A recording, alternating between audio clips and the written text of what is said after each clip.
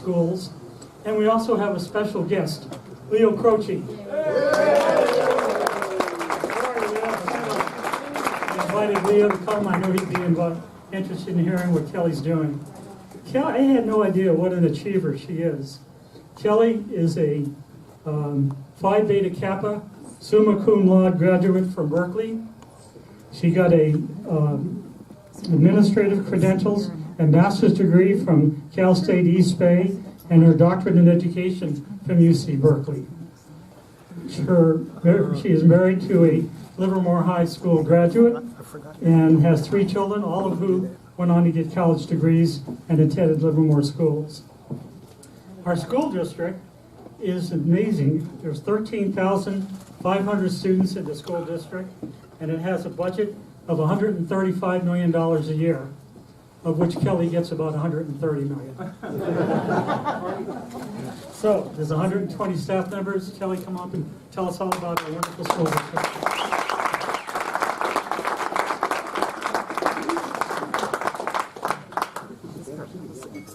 She also plays the piano. I do. So you're going to put it up there somewhere? Okay, that's good.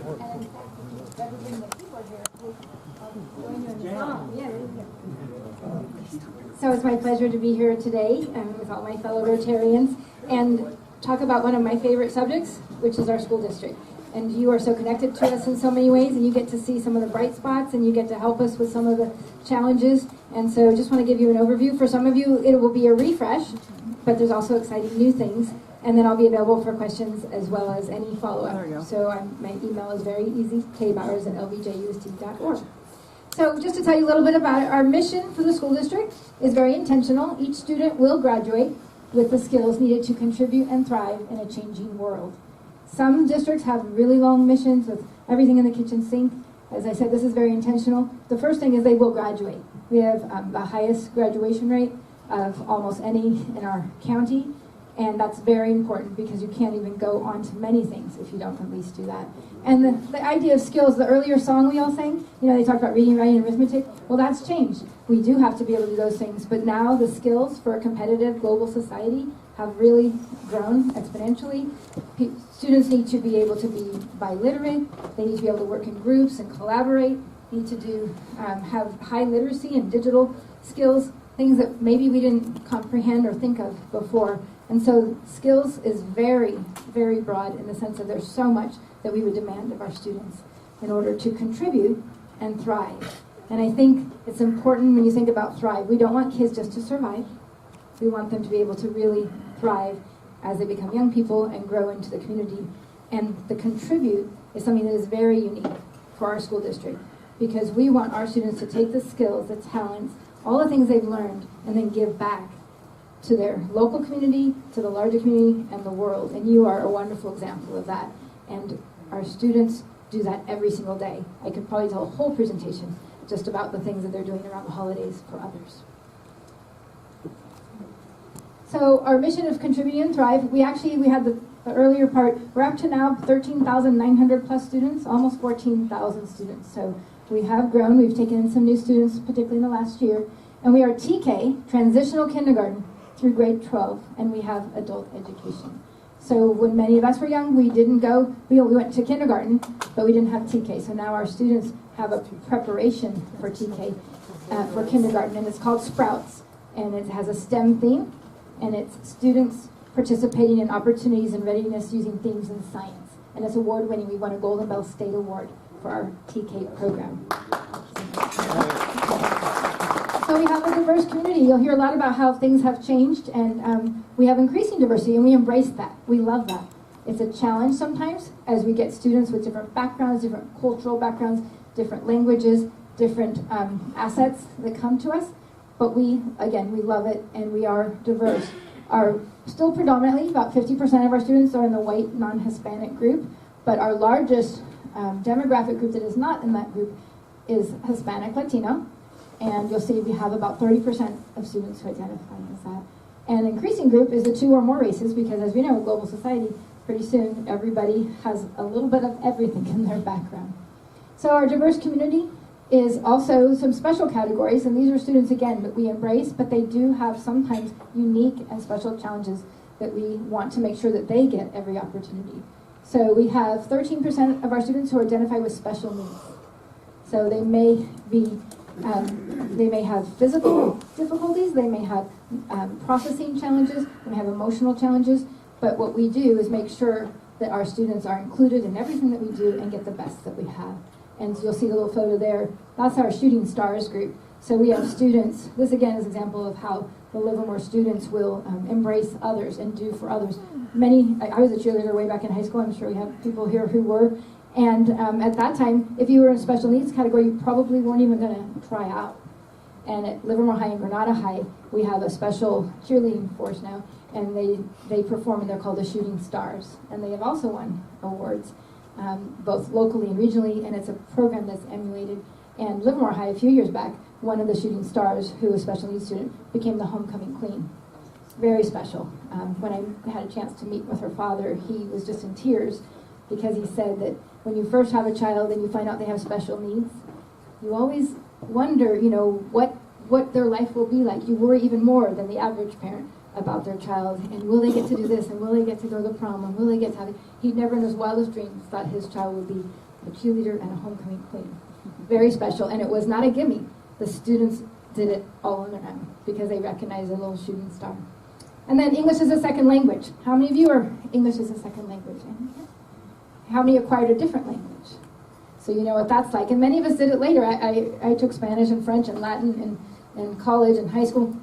But what ends up happening for our students is they're coming to us sometimes with a different primary language. And so English is their second language, not their native tongue. And we hope for them to be biliterate, bilingual, and maybe even trilingual. And we now have a seal of biliteracy. Hundreds of our students now graduate with a seal of biliteracy, which is a stamp of approval from the state of California, meaning they're performing at the highest levels and AP level, advanced placement level, in not only English, but another language. Very exciting. And free or reduced lunch. These are some of the students that you know very well because you have a special heart in Rotary for our kids at some of the schools. And they're spread throughout the district, but certainly some of our schools are even more impacted by poverty in the Tri-Valley. So we have 23% are identified as free and reduced lunch. And we know sometimes students and families don't identify. And that means that they're struggling with some basic needs for that some people would take for granted in the affluence of the Tri-Valley.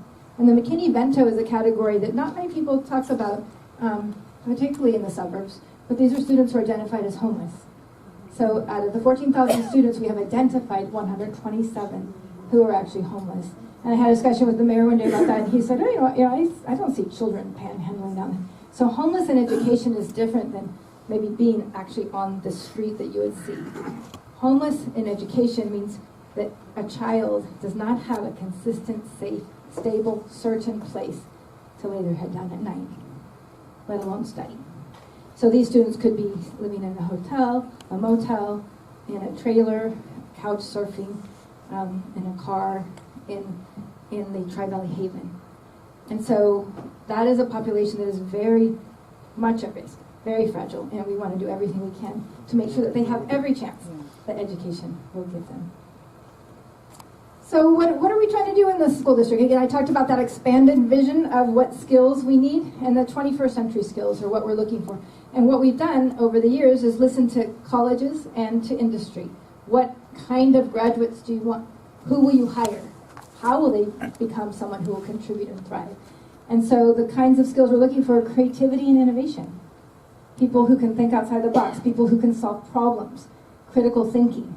So it isn't just the right answer, it's many answers, and each answer has its own set of consequences, pros and cons, and how do you weigh those? Also, we know now that information is everywhere. It used to be a teacher was almost like a little teapot. I have all the information, I'm going to pour it in your head, and then you might spit something out to me, and we would match. There's the right answer. Many of us, including me, you talked about my grades earlier, I also often got the right answer. I was in the front of the class, raised my hand, had that 4.0, and what ends up happening is you have a limit then to that, because you're not always thinking beyond. And in traditional society, if you think about just one answer, that's why you get a lot of problems in the world. I'm having trouble with you? Oh, well, we must go to war. One answer. But actually, is there diplomacy?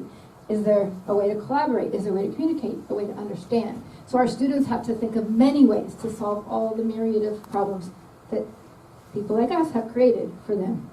And then communication. Communication verbally, in writing, and in technical ways, and how they communicate. Social media, all those things are challenges for our children. We're still learning.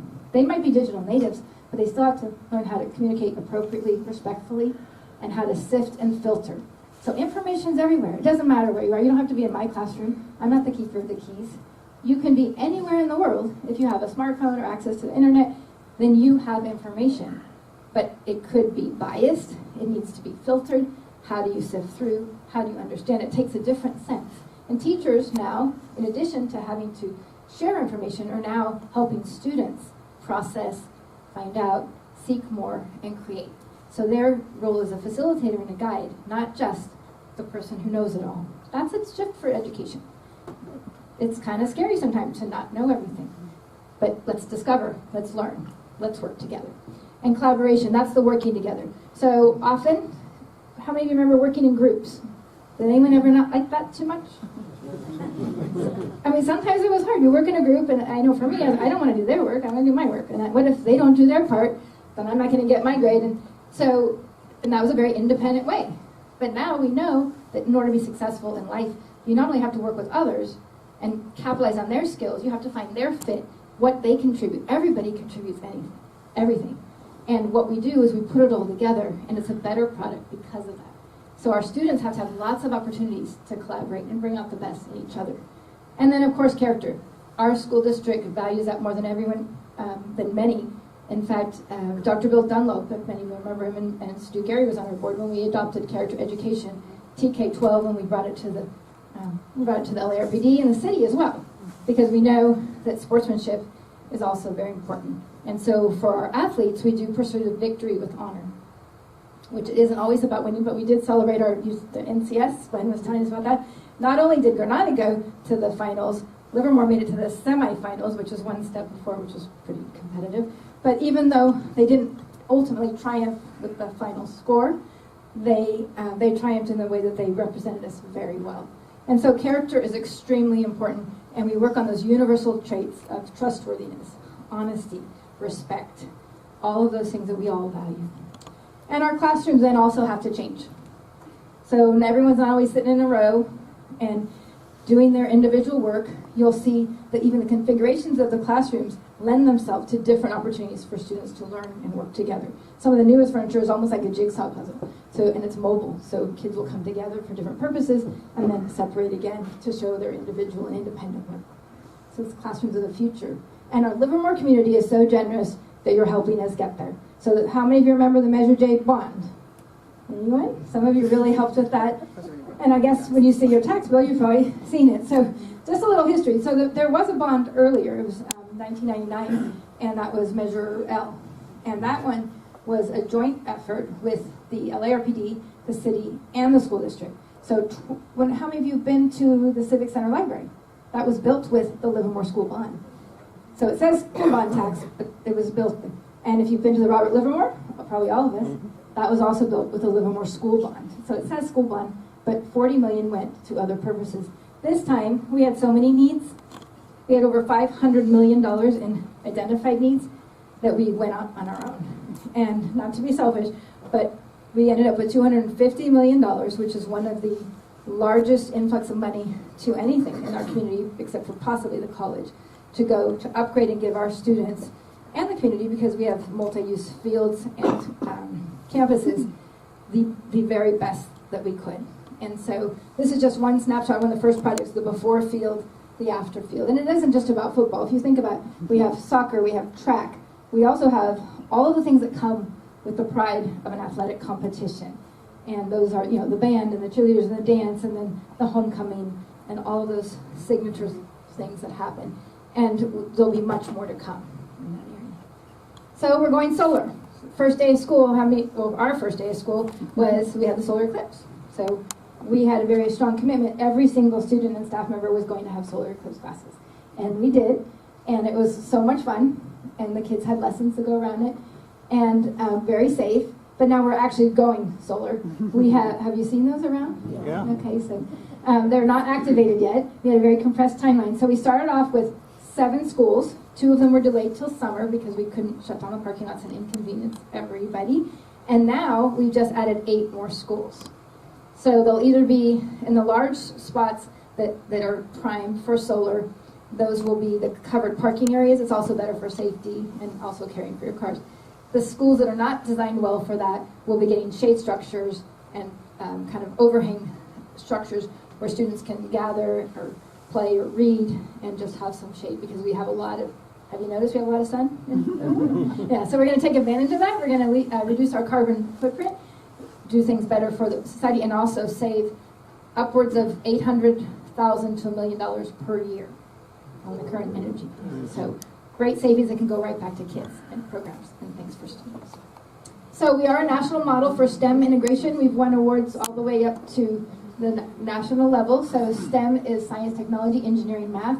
One of our really premier programs is Project Lead the Way, and that is developing young engineers in science, TK through the high school. And then we have pathway and connections onto the UCs, CSU, and other schools, MIT and M. But these are students now, they're coming in. I was in a classroom last week for an hour of code, 2nd graders. They're coding. They're taking little things and little animated objects, and they're creating a code and making them do whatever they need to do, and then they can explain how they've done that. Go into another class, they're doing CAD drawing and architect design. When we were little, we would take, maybe a paper airplane that we kind of plopped together, and we might graph it and say how far it went, and then kind of figure out, well, how would we change it? Now they're doing that on CAD design. And then they still design the airplane, but it's done in a very scientific way. And these are, like I said, they're 2nd graders, kindergartners. Pretty amazing stuff. Actually, on that note, also, just last week, Granada High School's Cyber Patriot Group just won the regional cyber security award. So they designed something that's pretty amazing. And it's high competition all through the region. And back to the Contribute and Thrive, our students in science have done some amazing things with their contributions from real-world problem solving. So Livermore High has a program, Green Engineering Academy, and they went to a competition where they were challenged to do, it was called Seniors Helping Seniors. So they met with people in Livermore who live in our senior homes in assisted living. And they just visited. It was really a visiting thing, just get to know them, get to know their stories and their lives. Many students didn't even know their own grandparents because they lived far away and all. So they connected with these other folks. And then they came back and they were challenged in their engineering class to design something that would make their lives better. So 2 that were amazing. One was, there was an elderly gentleman who had difficulty feeding himself because he had Parkinson's, and so he stopped eating. He was withering away. He was too proud. He'd been a war veteran. He did not want to be fed. And he, like a baby is what he thought, and he didn't want to spill on himself because he didn't want that. So he just stopped eating. So the students took all that information and designed some little contraption that would fit and stabilize his arm with his elbow and his spoon, and then he was able to feed himself without any spilling. So that's actually out for a patent right now. And these are kids helping seniors.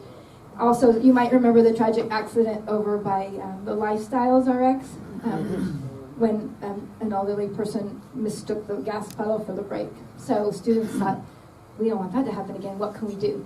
So they studied and researched and found out that it's because we're relying on a reflex that has only one modality, which is, you learn to by touch.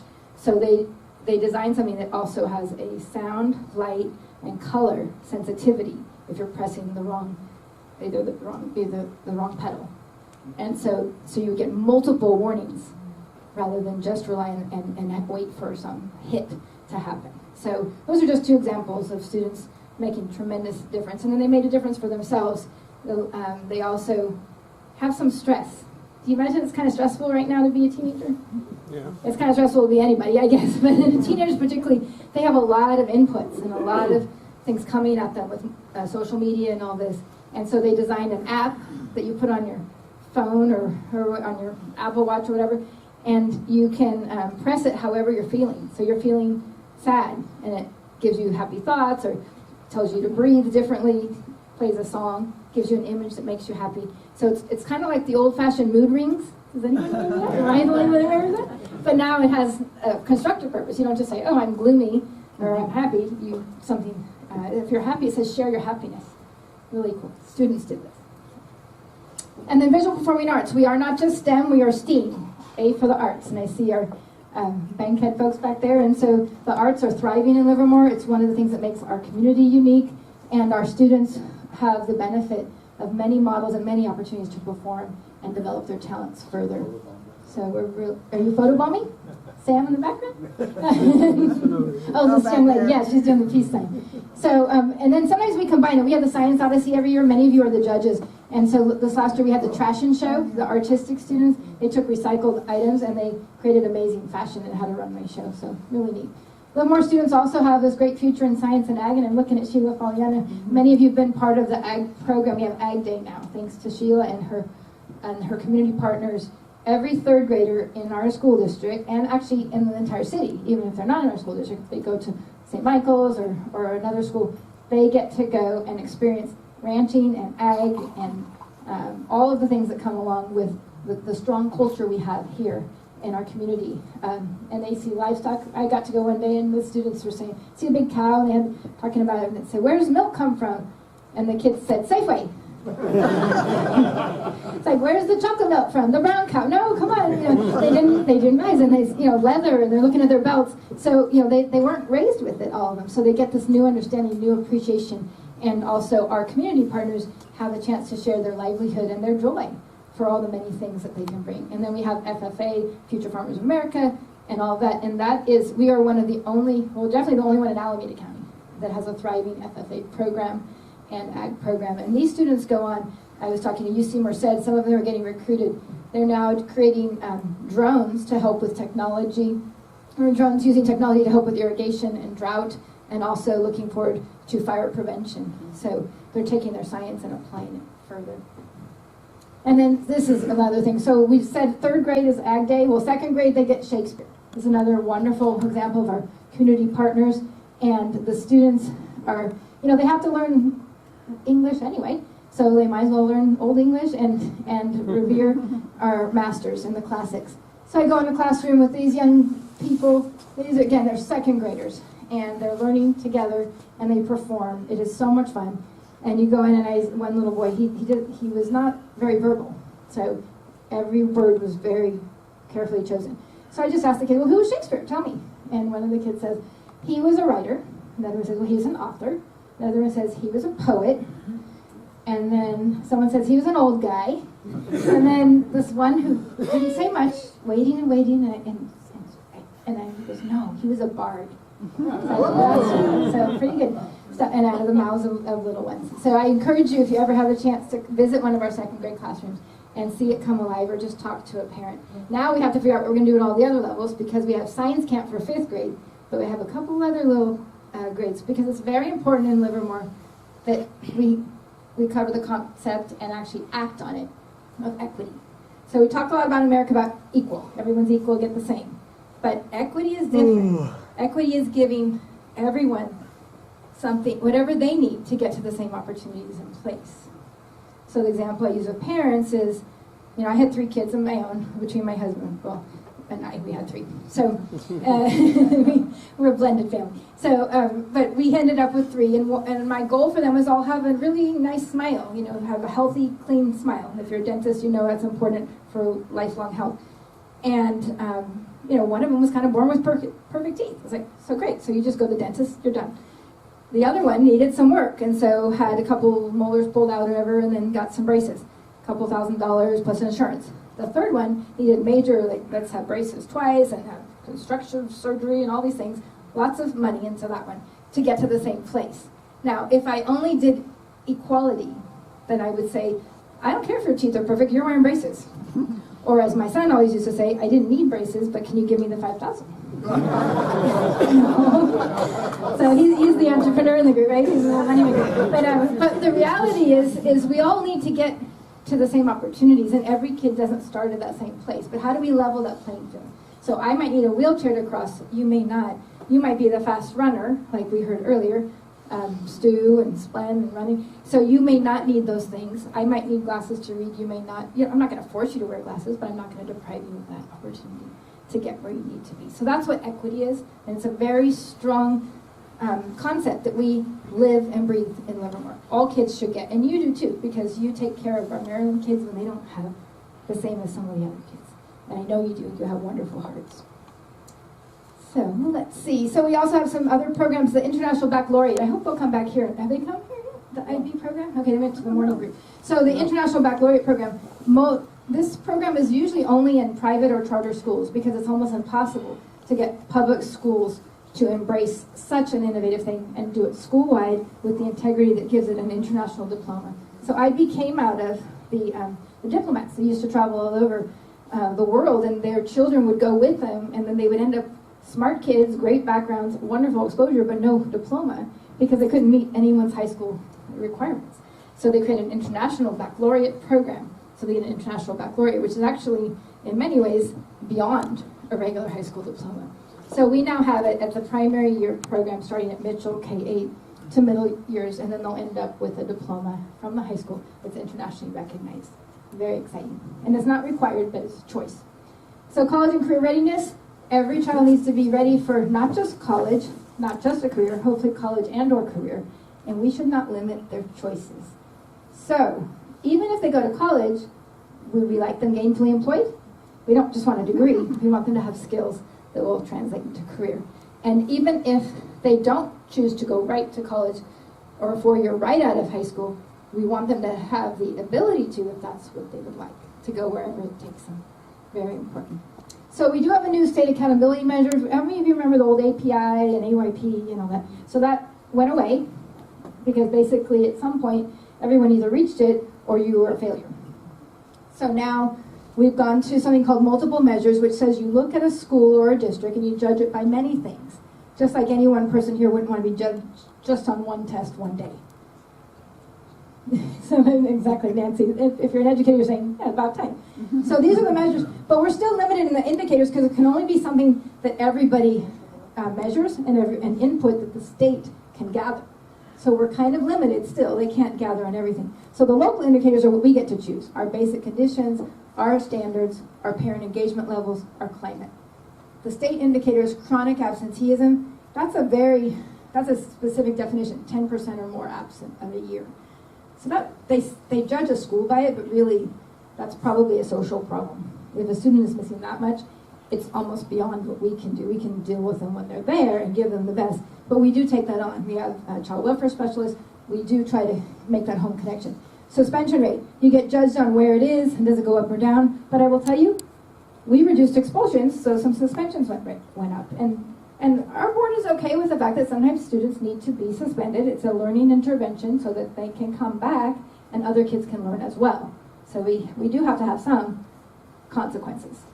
English learner progress, graduation rate, English and math, of course, extremely important. And then the new indicator will be college and career readiness. One of our important programs we just started is middle college.